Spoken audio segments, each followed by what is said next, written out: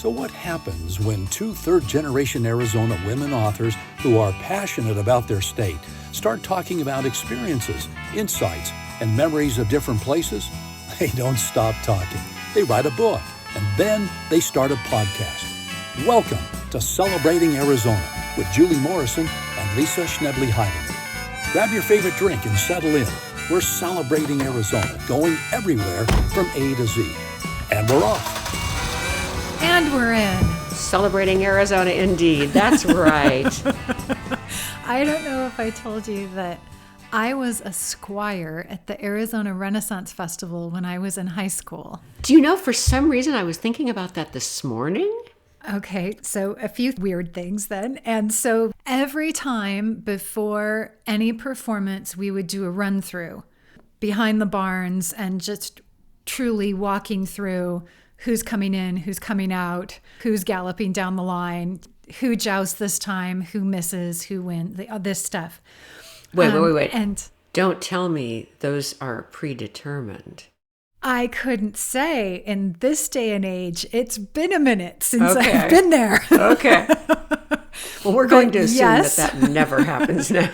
Well, mostly it needed to be to make sure that we had the right equipment and staging and so forth. That makes sense. So every time the run through would begin with one of the knights saying, "And we're in." Oh. And then we would start the run through. Okay. So here we are. Go ahead. Yeah. And we're in. We are indeed. Yes. Yes. And I believe you are leading off today. Okay. My literate and well-spoken friend. Oh boy. Let's lower that bar quickly. And we'll take a minute to do it. So once again, we are headed north. Okay. Although there's somebody potentially listening in Colorado City who is thinking, but I'll bump my head on the border. But everything is south, right? Yes, of course. But it's a good point. For our purposes, you and I are headed north. The northern part of the state, maybe a little better put, we're going to Walnut Canyon.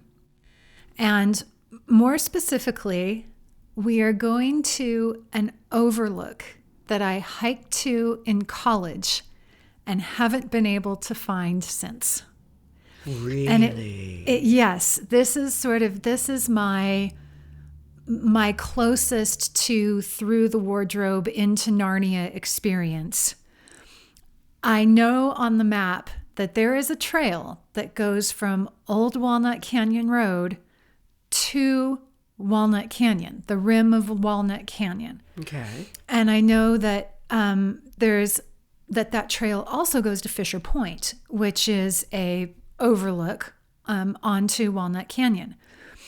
Whether I was at Fisher Point and didn't know it, or wherever I was, what I know is I've never found that trail since that day in college. And the maps still say it's there, but for whatever reason, I've never found it. But what I remember is that, but the reason that we are going to this perhaps fictitious place or elusive place. Elusive is a better word. Elusive is a better word. Is that I didn't realize that Walnut Canyon stretches as far as it stretches. And because it goes basically from I-40 down to Lake Mary Road. Holy smoke, I would have lost a bet on that. Yeah. And there is actually a way to hike into it from Lake Mary Road, which I know and have found at several times and love that hike in. I love hikes into a canyon. I think that's my favorite, when sort of the walls are growing around you. West Fork. Yes, exactly. Yeah.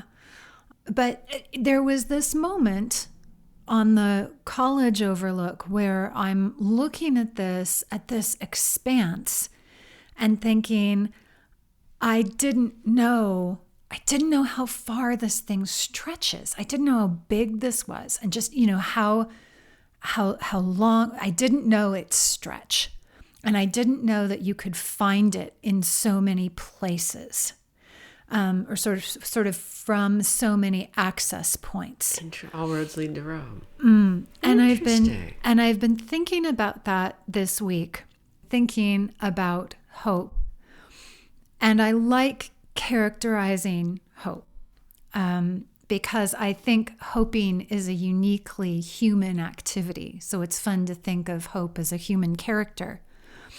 But for me, what I've discovered in thinking about hope as a character, as a presence, as a companion, is that she has a Walnut Canyon-like characteristic, I think, of stretching a whole lot further than I know. I think she is female to me partly because I grew up in the Episcopal Church, and so I'm very familiar with the seasons of the church, and one of those is Advent. And in Advent, it is the season when Mary is hoping and waiting. And, it is this season of expectation. And we hear a lot about hope during Advent. And so I think just because there is an association with Mary, that probably sparked hope being feminine to me. And it could be that she is feminine to me because the male of the species is still somewhat of a mystery. I never had brothers. There's a lot about men I don't understand. So the female is more familiar.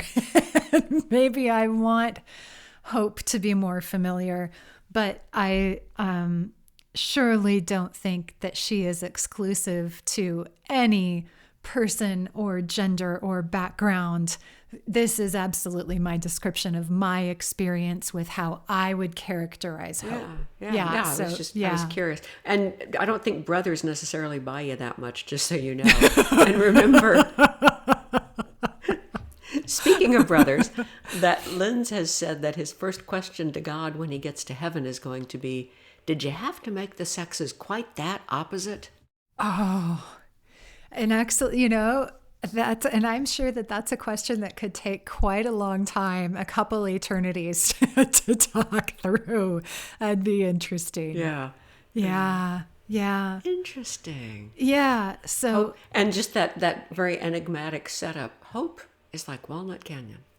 In the sense it stretches farther than you know. It stretches farther than I know, or would expect, and there are lots of access points. There are several access points, and some that I found before won't take me there now. But I've found I feel like not that I was ever stoned in high school, but if I feel like, oh man, that's heavy. Okay, wait a minute. Wow. I have never heard you use that voice before. I think we might need to have stoned Lisa come back a few times just for guest appearances. Okay. Oh, okay. Getting breath back now. That's fun. So yes, we celebrate Walnut Canyon for stretching the way it stretches. Really, across time, across space, across history, across uses. And we could go on and on with this metaphor, but not everyone listening is a poet, so we'll spare you that. And so I wrote a poem about hope, and so you will hear many, many more of my thoughts about hope later that I don't need to share now. Okay. And all so, right. yes. And yeah, so because if I'm you're just ready. Up to the boot tops in metaphor here. Another step could be squishy. Then let's pack the car back up. Okay. And then take a break before heading to where you're going to take us. Perfect.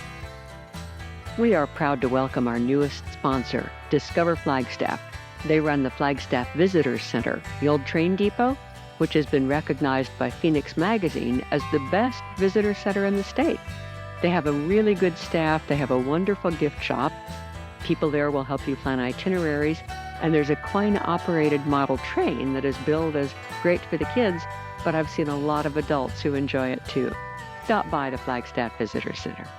One of my favorite things in life is one of my preoccupations, vehicular preoccupations, is wheelbase, because I love being able to whip around on a relatively narrow street. So my first Bronco, the Bronco 2, was a 99-inch wheelbase, and I will grudgingly go as high as 105 if I have to. But I don't know if it's engineering progress. The Bronco Sport can also do a beautifully tight little turn. So picture the Bronco Sport doing that great little tight turn, and we're headed south.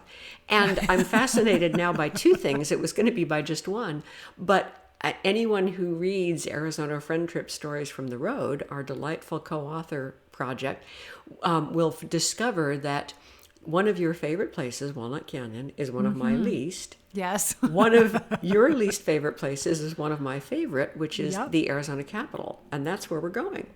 Okay, We are going to very the good. Capitol Mall, although we're going to a part of the Capitol Mall you have not yet seen. Yeah, And where if it were up to me, we would do another tight turn and go find the nearest something. Well, and I'll ask you when you're done if you think this was worth it, because Okay. I love the story.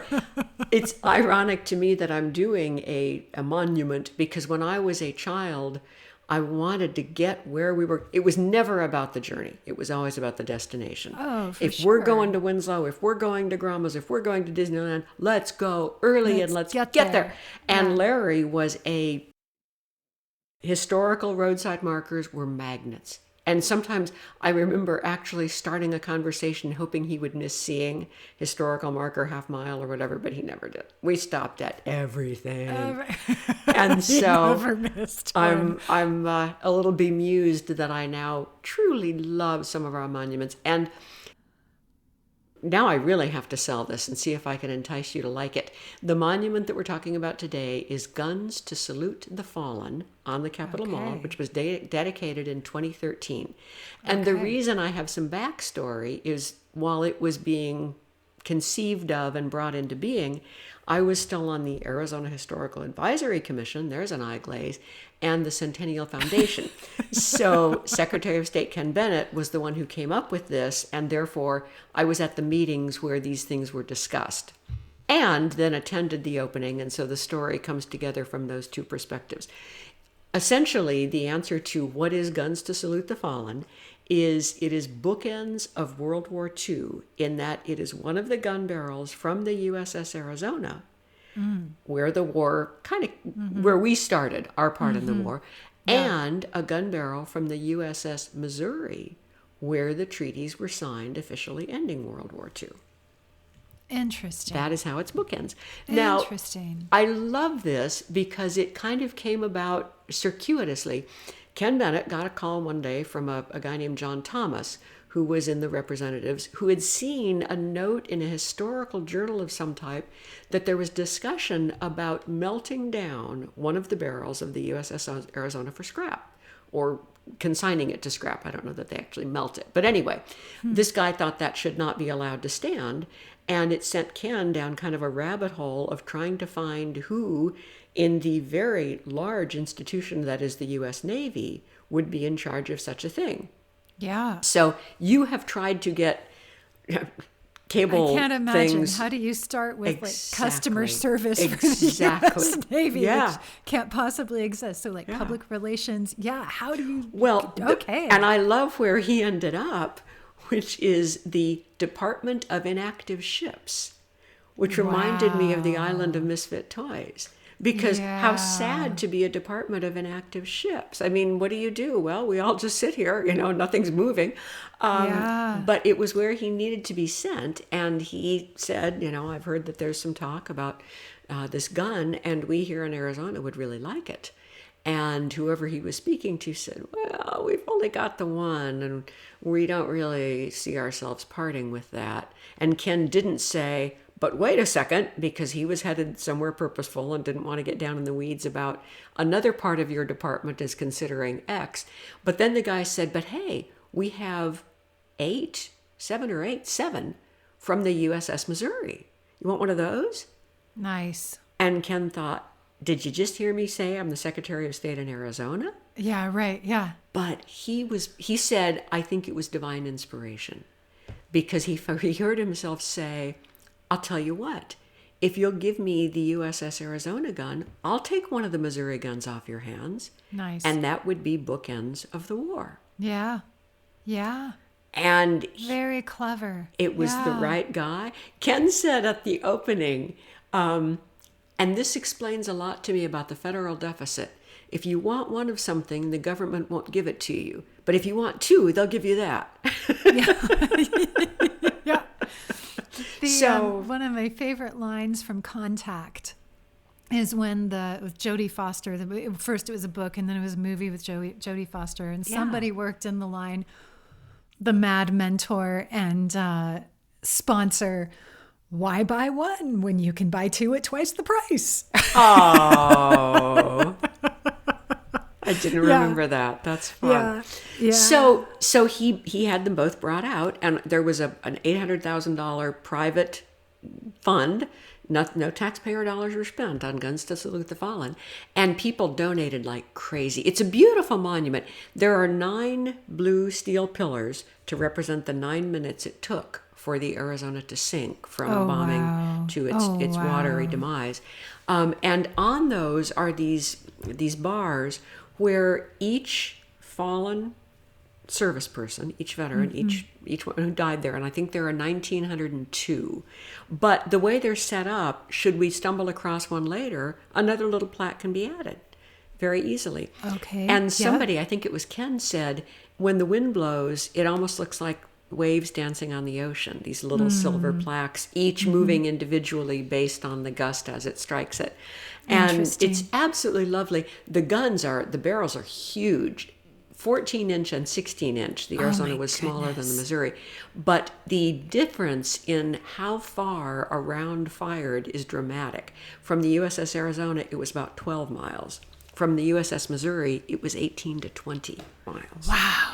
And I would like somebody to drive out to Camelback and 40th. I don't know where it would be, but it would be fun to have a little star. If you fired from Guns to Salute the Fallen, this is where it would land. Yeah. Wow. But I love the look. I got to buy a brick, and I love to buy a brick. I'm a sucker for a brick. And that one specifically honored Larry and his dad Ellsworth and their years of service in their branches. Nice. Ellsworth was Army and Marines, I believe, and then Larry was Army. Wow. Fascinating. So do you feel Absolutely a little better fascinating. about the Capitol?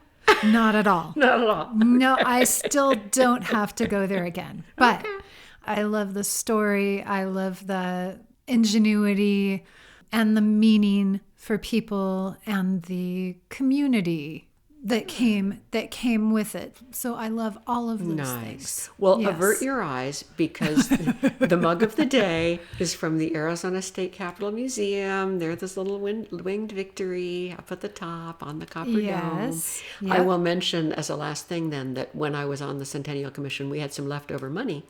And what we did with it was set up an endowment so that dome can be cleaned every yump years, and there's enough to continue to fund that in perpetuity.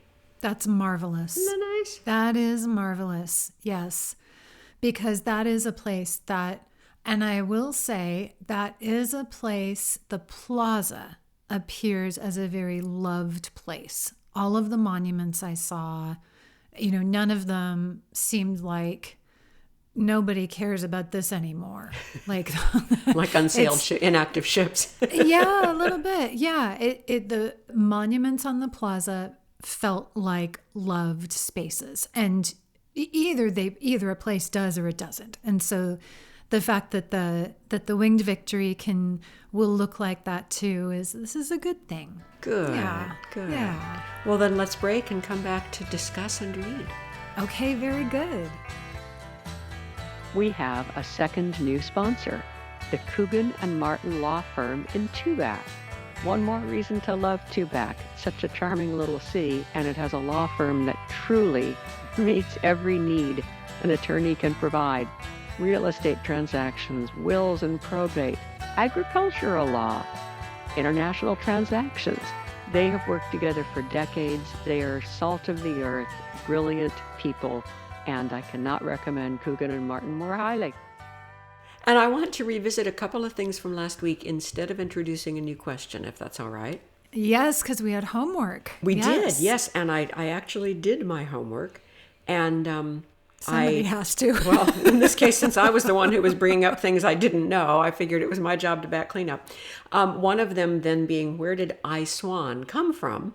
Yes. And I found out, and I'm not, A, I'm crap at accents, and B, I really couldn't muster a heavy English accent very rapidly.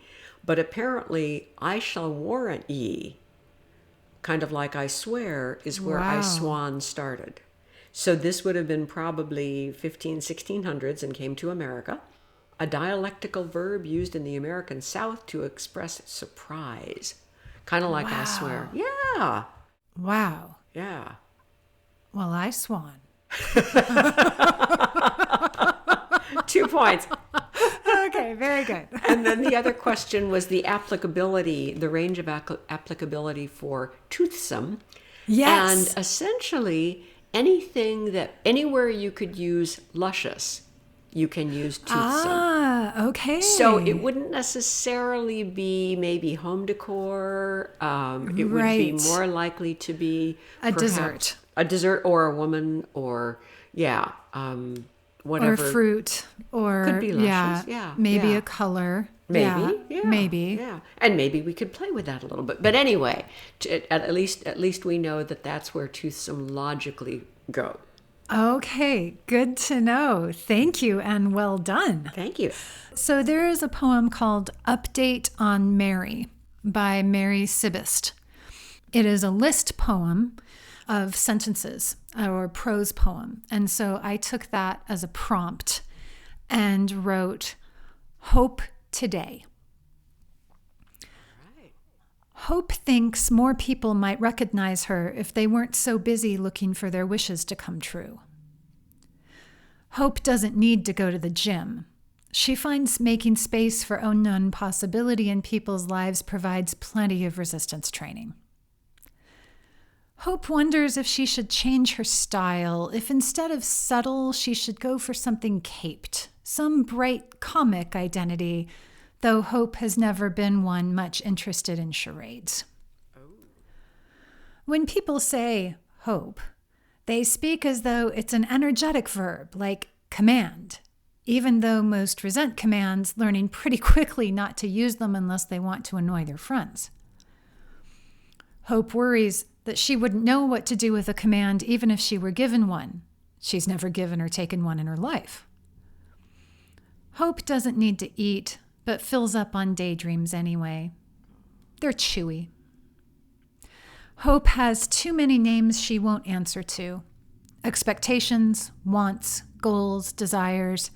People want her to use them, but Hope doesn't think they're her at all. It's not uncommon to find Hope with others, then wonder why she never visits you. Hope gets this a lot, but trusts that you'll soon tumble to the fact that you never invited her. Once invited in, Hope may be hard to live with. She never really leaves. Hope likes the solemn titles of last and only, even if they aren't true. They're like wearing a brocade suit from the Once Upon a Times, and everyone likes to dress up. Hope believes she has done and will continue to do remarkable work, even if it looks like just getting people through the day. Some days, Hope covets fear's job. Stopping people is much easier than starting them. Hope is a co-worker, not sibling, of Faith's, though she gets the resemblance. Hope describes Faith's work as gatekeeper and her own as recruiting. Hope doesn't officially deputize, but happily partners with self-selected agents. When people announce, "Look, there's Hope," she knows they mean it as good news or encouragement, but it sounds to her like observing, "There's air." Some afternoons, Hope pretends that sunbeams are commendations, wide, warm, and inclusive. On those afternoons, she could be stained glass, floating beauty to the world around her for free. Hope likes the antics of light, If she had time, she would play rainbows with other winged creatures, especially dragonflies. The rules are simple, and anyone can play. Catch the brightest light there is, then scatter it widely, putting everything else behind you. How lyrically lovely. And there we are. Oh. Thank you. If she had time, she would. Oh. Makes me want to pet her on her fragile little would play iridescent rainbows. head.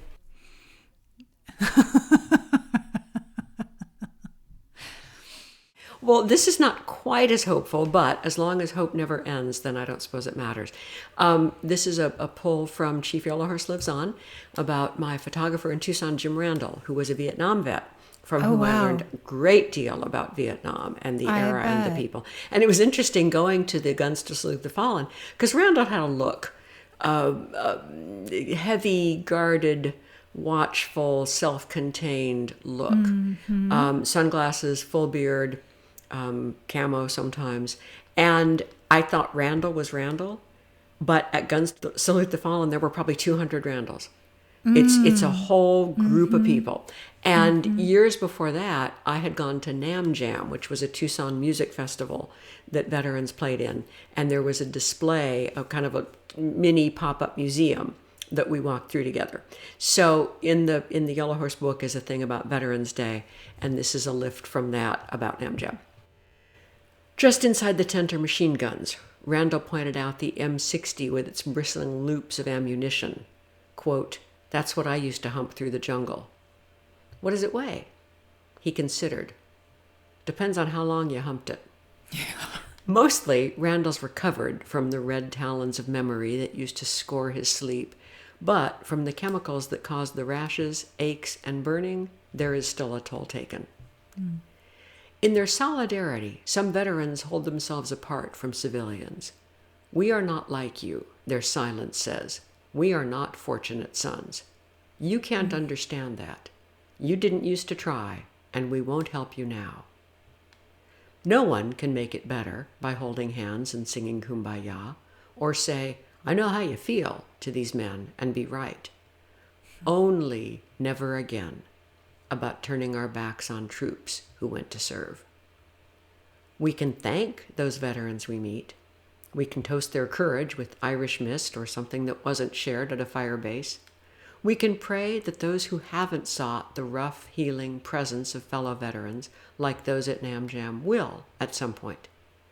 Because you could tell by some of the granite expressions on the faces around the tent that the rage and grief and confusion of war don't necessarily fade with time. War is like Randall's M60. It gets heavier the longer you carry it. Oh my. So That is, that's just gutting. we should have ended with the hope poem, huh? I know a woman named Barb White in Flagstaff who said to me once, "There's 1,000 right ways to do something. Just pick one." Oh, that's So- lovely. So that's I don't know that very, there's, very isn't that lovely? Yeah. Yeah. So Oh, I don't, give it so up I don't for know that there's a Barb. should here. Yeah. That's beautiful. That's Because really especially because, going through a divisive time, loss is unifying. beautiful. Oh, interesting. And compassion can be unifying. And I think these are two things that you offered today. I have a caricature that you can riff with. There is something visceral about loss and trying to meet or at least feel for someone inside it. And on some level, that is at least one great connector. That's true. And it's never a bad time to reconnect Or be or reminded. connect more widely. Yeah. Yes. And I suppose also there's always something we can do for veterans of any war. There are plenty of places to donate. There are plenty of places to volunteer. There are plenty of places to help support because the suicide rates are astronomical. So, yeah, when there's something you can do, Yes. there's always hope. Yes, and I have to say, there is finding something that you can do can feel wonderfully gratifying because there are so many things you can't do something about. Very true. A veteran's cause that needs a volunteer or needs a donation box filled and the like are things we can do. Yeah. And it's good to find those things around That's us. so true. It makes us bigger to be able to help. Yes, that's a lovely image. Yes. Yes, thank you for that. Thank you for the little sprite playing with rainbows. Stained glass. Yeah, I will we may hear more about Hope as time goes on. Yeah, keep us posted. Been hanging out with her quite a bit. This is the thing. I don't think she is a fairy godmother type. I think she can play with the best of them. But I think she's also got a lot of grit and has an element of the fierce and relentless to her as well. So I'll keep thinking about it. Good. And Okay. yes. Thank you. And as usual, both writings will be posted on the website Yes. for people who want to dip into them a little bit longer or look at them. Sometimes some of us are visual learners, and it's easier than oral. A-U-A-A-U. Yeah. If you're visual, raise your hand. Oh, wait.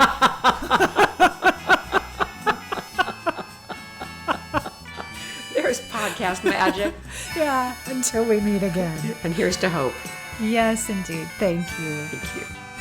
We'd really like to hear from you about anything this show led you to think about. Write to us at celebratingaz.com. The wizard behind making a conversation into a podcast is Tom Heidinger. The music comes from Daniel Blatney. And I'm Dana Cooper.